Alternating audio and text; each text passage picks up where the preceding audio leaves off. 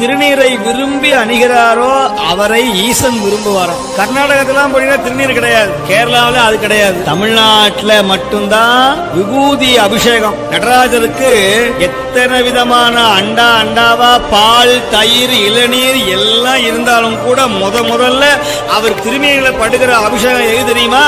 இந்த பஸ்பமாகிய திருநீர் தான் முதல் அபிஷேகம். மயான சாம்பல், இறந்தவருடைய பிணச்சாம்பலை எடுத்து நடு நிசியில 1 மணிக்கு மேல அதை கொண்டு வந்து காசிலையும் உஜ்ஜயினி என்கிற மகாலேஸ்வரருடைய ஆலயத்துல ஒரு பெரிய பொட்டலமா கட்டி சுவாமி மேல அப்படியே பவுடர் அடிக்கிற மாதிரி தட்டுவாங்க. அப்படி மேல அந்த சாம்பலை வாங்கி பூசினா அவ்வளவு மன கமன்னு இருக்கும். எங்கேயாவது எலும்பும் தோலும் நரம்பும் அப்படி மயான சாம்பல் எங்கேயாவது மணக்குமா?